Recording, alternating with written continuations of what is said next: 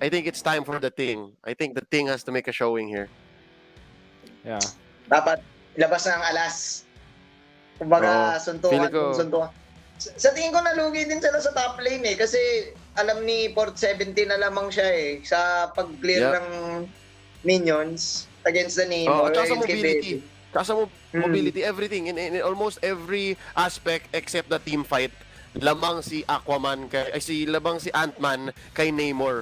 So, until mag-rotate sila, walang nangyayari kay Bebe. Si Beben ba yun? Oo, walang nangyayari kay Beben. Yep. Pero lamang talaga si Aquaman kay Namor, man. Feeling ko rin. Ewan ko lang. I can't say. Feeling ko na una si Namor eh. Oo. Di natin, nasa ibang universe si Aquaman. Oo. So, birthday daw talaga ni ano, no? Plus, birthday daw ni ano ngayon? Ni... 470. What's his name? 470. Oh, yeah. Happy birthday, happy birthday. Tingnan natin kung magiging happy talaga ang birthday nila because they're one win away from going to the Grand Finals. This is, again, semis, best of 3. At ang manalo ay advance na agad sa finals. And nag-switch side slide this time. It's New Mutants on blue, on Imperium Proteam sa red. Sila ang nagban na Captain America. I think this was banned also last game. IPD rin nagban yan. Sila nagban. Shoutout kay Patrick Dap Palacio. Yan. Plus 10 daw kasi kapag may birthday sa all stats. Happy birthday. Thank you, Dap. Thank you, Dap. Sabi ni 470, thank you, Dap. Pioneer of the JPT. JPT. Takot sila kay Light. Ayun, no? Parehong hero ni Light yan. Parehong hero ni Light. So they're blocking Light here.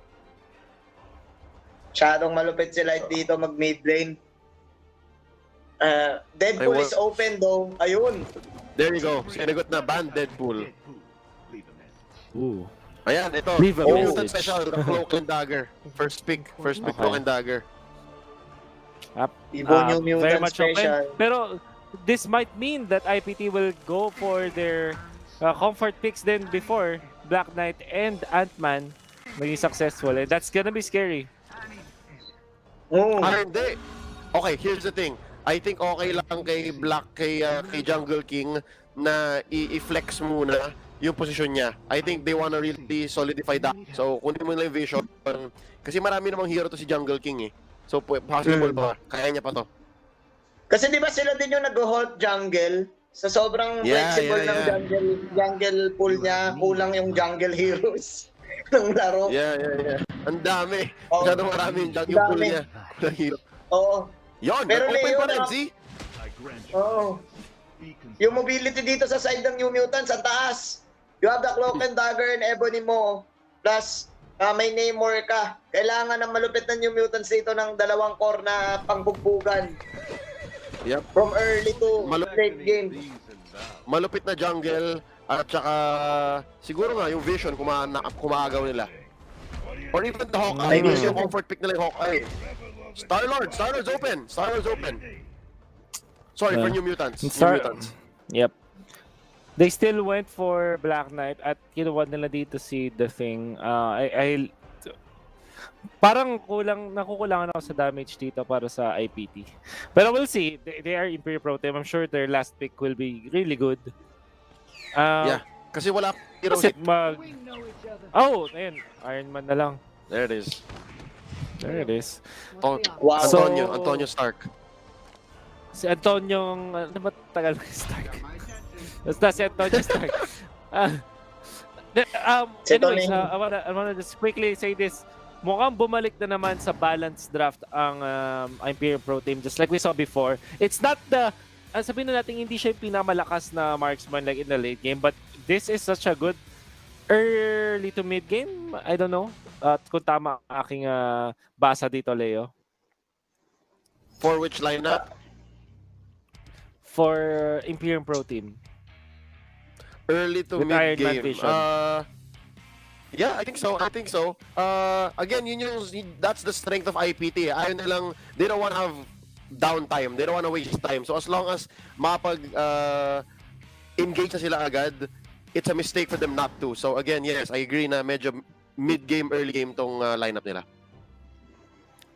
Alright, we're gonna be upping into game number 2 Imperium Proteam versus New Mutants might be the last game of New Mutants if they do lose this. But we'll find out. Manjin and Leo to take us through the game. Maraming salamat, and again guys, welcome to the Lockdown Games, game number 2 of our semifinals. Mamaya Grand Finals na Matic, IPT, Leo versus New Mutants. For me, isa lang ang sagot ko, nalalambutan ako dito sa lineup ng New Mutants, and let's talk about range. They have the mobility, pero in terms of range game, mas grabe ang nakukuha dito ng side ng IPT. Yeah. You mentioned range. I'm looking at C. Parang kulang para sa akin yung CC ng New Mutants, especially na meron silang Ant-Man and the Thing. Sobrang ganda ng frontline dito ng IPT. So I feel strongly about IPT here, and we might actually see a 2-0. Oo nga parang ito sa draft na ako bumibase unless makuha ng magandang setup dito ang New Mutants. Isang magandang deep sea vortex, tapos pabanda-bandahin lang ni Diamond ang kanyang whistle arrow, mainit ang damage, ang crits. Ang problem ko dito, lane dominance na naman, Leo. Tingnan mo, nangunguna ngayon ang IPT dito sa bottom lane because of this thing. Yeah, because of this thing, literally. And no, the thing about Demon here, the Yaka arrows, they only hurt late game. They only hurt when Yondu has items. Yeah. And again, we agreed that IPT's lineup is very early game oriented. And look at this, Beben face checking into 470 and Jungle King. Mukhang pipilitin nila to. This is gonna be first blood. No, Beben gets to survive another minute here in top lane. This is just IPT outwitting New Mutants once again. Ayun nakita mo yon, solar beam tsaka unibeam, double beam. Actually hindi nga beam yun parang ano pa lang yun repulsor blast. Ang layo, kalahati kagad. I mean, low health kagad si dito, si Diamond. This is looking hard for New Mutants right now. Ay kailangan ni Beyond ng magandang pasok dito. He cannot actually take down Iron Man and the Vision mula sa likod. Pero magagawa kaya ni Beyond yun? I think kailangan niya nang ilabas yung clutch time Beyond niya. Yep. And looking at this, 470 looks like he wants to steal that away from Beyond. Pero mukhang hindi papayag. And Black Knight here, Jungle King waiting in the wings. Mukhang gusto nilang pilitin ito against Diamond. There's the boulder crush onto Demon. Flicker out. Just a false engage. Mukhang mabubuhay pa nga ang bottom. And Beyond here with the final Tempest. The counter engage. And Light gonna go with the Unibeam. And long time Demon again once more low. And that's a false engage once more. Ang galing. Grabe yung Imperium Proteam manggulang Wow, Imperium Proteam, yun nga, tama yung word na ginamit mo, Leo, manggulang, outwitting, and out-juggling New Mutants in terms of getting the damage. New Mutants, yun yung pinakaswabing pasok na pwedeng gawin ni Beyond. Ang problema, early game, kulang pa yung damage niya. Perfect na sana yun, Leo. Yeah. And I believe we have an update on our HP, our health points bar. So guys, punuin lang natin to so that we can actually get to the next milestone. But look at this, Beben gonna be using the Deep Sea Vortex to distract Imperium Pro Team, and Beyond is going to get the Black Panther Spirit. But look at this, Beyond looking really low. Down he goes! There you go! The Thing gets a kill. Now, patay na po si Jungle King dito. Diamond gets the kill. Binawi na dito si Ross. And 470 still alive in the backlines. This is a 5-on-5 match. Down bottom, so lahat na ng membro nandito. Beben getting hit with the Super Serum. Oh, wow! Down goes Diaco, our Vision. Yeah, lumalim yung Vision doon. And buti na lang kamo nakabawi dito ang New Mutants. Leo, it's still not over. Yeah, again, New Mutants, mataas ang kanilang mobility, mataas ang survivability rate nila dito because of the skills na meron sila, yung hilig galing, ayan, yung crowd control, Ebony mo pasok sa loob. Ang problem lang, imposibleng sila ang mauna sa gera. kasi mas maraming options ang IPT on initiation. Meron kang Thing, meron kang Black Knight, may Ant-Man ka pa. Tapos magle-laser lang. Ayan, initiate na naman. Naku po! Knock up after knock up. Double knock up. Okay. Tapos, That was good. That was good na na-pick off nila si Beben. But Manjin, I feel like it could have been better. Kasi ang inatahan nila yung tanke. Medyo mali yun, I think. Dapat they could have gone for Demon or they even could have gone for Ross. Pero I guess they'll take what they can. Imagine mo ang daming ult na sinayang nila para dun sa tank. Yeah, Leo, but again, sa laro ng MOBA, a kill is a kill eh. So, space is space, gold is gold. Without that tank na napatay nila ngayon, mas makakasecure ng farm itong side ng IPT, especially si Vision sa bottom lane. Yep, I agree. And because of that, you know, they were able to keep their 2,000 gold lead here. Jungle King bullying beyond. Tama ka, no? I think the New Mutants lineup will do much better either A, in the late game, or B, in a counter-initiate situation. So dapat napagsayang na ng yung IPT na ult, sa alas sila babawi. Sa tingin ko din. But the problem here is, I think for New Mutants, gusto nila yung sama-sama type of clash. Meanwhile, you have the Unibeam. You have the Solar Beam. Kulang na lang, ilabas ni Light yung kanyang Proton Cannon eh. Kaso, hindi nakakailangan. Kita mo naman kung paano nila sinasalo yung mga long range damage. And I think it's really up to Beyond and Cloak and Dagger para hulihin itong mga backline damage na meron ng IPT. Right now, tignan mo, IPT, mukhang hindi nga sila nagsiset up ng Surtur. Iba ang gusto nilang gawin. Mukhang may switch nga silang ginawa dito eh. Yep. But again, compared to game 1, no, yung switch medyo na late dito. Medyo nag-iba yung pacing ng switch.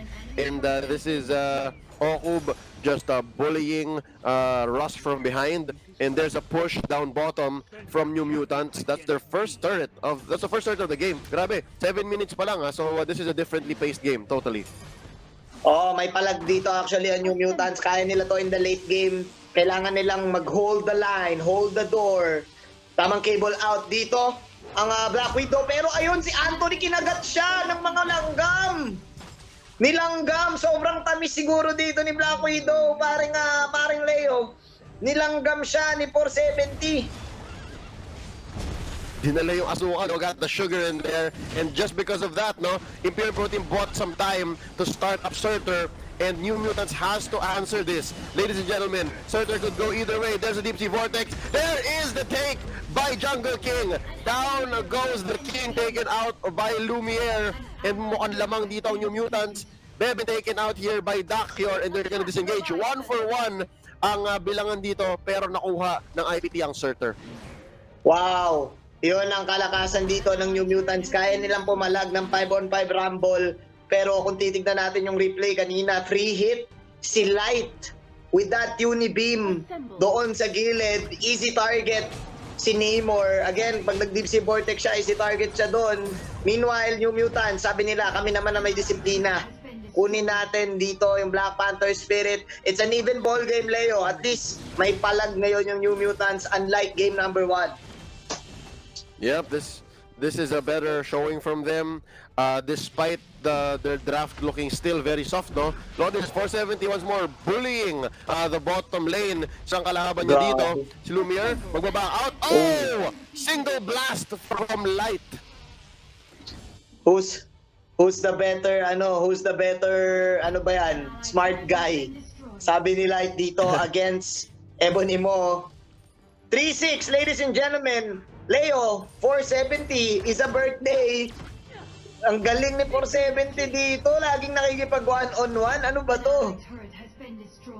Off-screen kill pa onto Ross here by IPT. And it looks like gusto nila mambutas. There you go, Jungle King calling Surtur up top.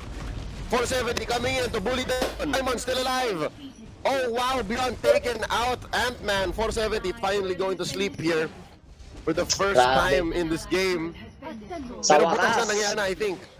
I think pwede na. 470 did this mission. Mission accomplished para kay 470. Pero kumuryente dito si Beyond. Here comes the final tempest. Pero sinulak siya dito ng kabayo. That is the earthquake na bumula dito kay Okur. Pero again, mission accomplished para naman sa IPT dahil nga basag ang base dito ng side ng EVO New Mutants. Nagkaka-damage na ng kakaunti si Beyond dito, but IPT again, the macro game is just too real. I think Beyond there got a little bit of what he wanted. Napatay niya doon si Dakior. Pero yun nga, tapos na nangyayari na nabutas na kayo, and then you gave the bottom tower to light. So that was a very good use of resources, your life, no? Distraction. Diamond being charged in here, Boulder Crash as well as Jungle King's ult. Knight's Judgment, ladies and gentlemen, here comes the Deep Sea Vortex by Beben, and it looks like Jungle King's gonna go down. Lumiere, running for his life. Si Light dito lilipad. It looks like Beyond wants to get him. Oh, Final Tempest by Black Widow. Kaibigan, 470 as well with the Super Soldier Serum using the Flying Ant Swarm. Solar Beam by Vision. Susunod na ba dito si Demon? Demon still alive? Oh my! Nag-backouut bigla yung Dakior! Mutants. There's the kill by Dakior into the backlines. Isunod mo pa si Lumiere. Ladies and gentlemen, si Bebe na lang natitira. Manjin, grabe naman to IPT. Hinabol ang New Mutants all the Ibang klase. Kapag may vision, may mission talaga. At ang mission ni Dakior ay kunin dito ang championship at eliminate ang New Mutants. Yung laser niya po from afar. Yun ang ubos na lahat ng skills ng New Mutants. Tamang pulis dito si Dakior pero hindi pa pala tapos. Tinubig, binusan ng alcohol, ladies and gentlemen. New Mutants, sabi ni Beben, it ain't over till it's over, playa. Nako, grabe si sa Bebe. sobrang tagal ng Clash Leo, nabuhay na pala yung New Mutants. Ganon kalupit yung laban. Si Beben, man. Si Beben ang sagot. Beben? And because of that, they're able now to contest this Surtur, no? 470 coming in from behind, calling in Anthony. Binubuli din si Demon. Kaya niya ba? It looks like the answer is gonna be, wow! What a steal, Manjin! Nanakaw pa dito ni Okob ang Crown Helmet! Pero kulang na rin damage dito ng IPT dahil New Mutants sila na, nag-online na sila. The mobility, the shields. Ladies and gentlemen, meron bang cable in? Tamang missile dito, ladies and gentlemen. Ang Iron Man sila ay tumatakbo na. Lipad, dahil si Black Widow pinagsisipa-sipa. At ayun na nga, first kill after first kill, 10-11. Is this a comeback? Leo, what a game? 2 for none dito on the side of New Mutants, no? But IPT got the Surtur, and I'm not sure kung nasamo na nga, parang hindi pa eh. So, Okob here can still click it para magkaroon ng pressure sa mapa. And there you go. I think Surtur's gonna be called soon. Grabe naman yun. Even New Mutants, if they keep this up, no? If they're able to wipe out IPT, kahit walang Surtur, feeling ko kaya nilang tapusin. Kayang-kaya nga nila. Leo, tingin ko I spoke too soon. Sinabi ko nalalambutan ako sa lineup ng New Mutants. Pero hindi siya about sa lambot eh. Sa ano siya, sa healing, galing, technique. And sa mga shields na binibigay ng New Mutants dito sa mga core players nila na si Diamond and of course si Beyond. Sama mo na rin si Lumiere. Actually, si Beben lang ang kailangan ng tank eh. Yun lang eh. Diamond here, lagyan binilaw. But the thing about Lumiere is, Lumiere can actually go inside. Beyond, taken out here by Light with the Unibeam. Unibeam, ini-spam, ladies and gentlemen, nagpalaki. Giant Man form for the Ant-Man. Here comes the Deep Sea Vortex. Nakapatay ng isa si Ebony Mona. Wala si Light dito. Meanwhile, si Naras ay tumatakbo doon sa bandang gilid. Galing na naman. Wala dito ka na paring Ross Beben. Nagpapatubig. Masyadong makunat. Earthquake won't connect. Mula kay Okob dito. Anthony, magpapaliit na lang ang Ant-Man. Si 470. Meanwhile, Jungle King nandun sa top lane. Gumagawa ng sarili niyang pangarap. Lumipat pa sa bottom lane. Base lang ang kailangan. Hindi natin kailangan kumil, sabi dito ng IPT. Wow, okay. So kung magkataka kayo guys, bakit si Jungle King hindi siya sumasama sa team fight, no? Kasi yun yung gustong gawin nila. They just wanna pressure and destroy objectives on the map. So because of that, isang tore na lang natitira para sa New Mutants. Meaning, hindi na sila makakagalaw masyado. Medyo kulong na sila. Oo. Alam na nila eh, no? Gets na nila. Naiintindihan na nila ang mga dapat gawin. Pero hindi pa tapos ang gera. 15 minutes na, Leo. Umabot na tayo ng late game. Pinag-usapan natin to kanina. Yes, may late game prowess ang IPT, pero iba pa din ang kalakasan ng 5-on-5 team fight ng Yondu. And syempre, ang flanker na si Beyond Galati kagad, nakupulado kagad siya dito. Muntikan pa mapitas si Beyond. Meanwhile, hindi pa pala tapos ang laban. There you go, the knock-up, the punches mula dito kay 470. Nothing will happen here. Jungle King just pushing once again. Split, push, strategy na ginagawa ng IPT. And this is smart for IPT, I think. Kasi New Mutants, lamang na sila sa team fight. Alam nila na kahit si Bebe lang ang humarap, hindi nila mabubutas agad ang front line ng New Mutants. So IPT here, they know that the smart thing to do is just to focus on the split push. Kasi kung 5-on-5 harap-harapan, hindi nila kaya. Yeah, sabi nila, wag na natin pilitin. Macro players tayo, alam natin to. Classic MOBA. Kung hindi mo kayang idaan sa suntukan, idaan natin sa patalinuhan. Ganon ang gustong gawin ng side ng IPT. New Mutants hoping to get another pick-off. Isang miracle play, isang miracle pick-off. Ang best target nila dito is si Light and of course si Vision. Pero ngayon, IPT si Dakyur. Whoa! Well, actually, Look at last a sneaky hit. take onto Surtur. The Surtur. Yeah. Ayun, nag-poke. That's just a poke mula kay Light dito. Here we go. Nako, Deep Sea Vortex. Nahuli yung apat, yung tatlo, pero walang follow-up. Pero joke lang pala. Dahil Final Tempest, Jungle King. Gusto mo na doon sa gilid. Ladies and gentlemen, nako po. Naglag na ako, pero ayun, nakita ko na. Pulado na si Jungle King dito. Si Beyond Galati din ang buhay. Missiles, Solar Beam. Nako, nag-ghost form dito si Vision. Ayun yung mga swarm, yung mga langgam. Kakagatin ba dito si paring Beyond? Nako, bumagal pa siya. Ang pagkakamali. Napindot niya yung anti-gravity, kung ano man yung tawag doon. Nahabol pa siya, Leo. Hindi pa wala. Kinulang siya. Kinulang yung talon. Kinulang yung talon. And now, Kinulang yung 470 talon. is reaping. No, 470 reaping what he sowed, no? Siya na lang natitira dito and they called Surtur in, mga kaibigan. This looks like the siege has begun. Babagsak na yata ang base ng New Mutants dito. Tinawag si Surtur sa taas. And the pressure is on, ladies and gentlemen. Imperium Proteam here. They seem to have gotten their momentum back despite the mid-game being very tough for them. Unibeam right here by Light. Taken out.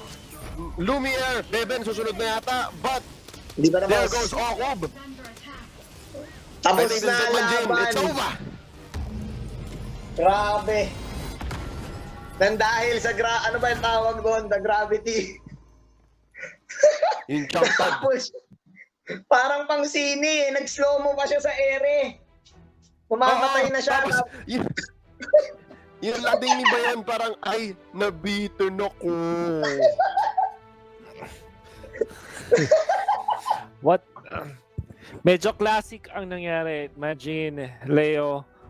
Well, it looked really promising for New Mutants, pero ang Imperium Proteam, ginawa nila yung classic na veteran, I would say. Hindi naman sa veteran sa mismong laro. Hindi siya veteran sa mismong Marvel Super World, but more on being a veteran sa MOBA world. Wherein, all you have to do is to wait for your opponents to make the mistakes. Pag nag-push ka, kunwari, at hindi ka naging successful, nakikita mo nakabaw yung kalaban, but you know that you have the lead. All you have to do is wait for them to make the mistakes at iba yung punishment dito ng Imperium Pro Team. I would say, EVO New Mutants, they had a big chance dun sa game na yun. It's so heartbreaking. Meron talaga silang chance na maka-force yung Game 3, but unfortunately, it did not happen. Pero thank you. Thank you sa New Mutants. Pero thank you din sa PCCL Board of Directors. Maraming salamat. Wow.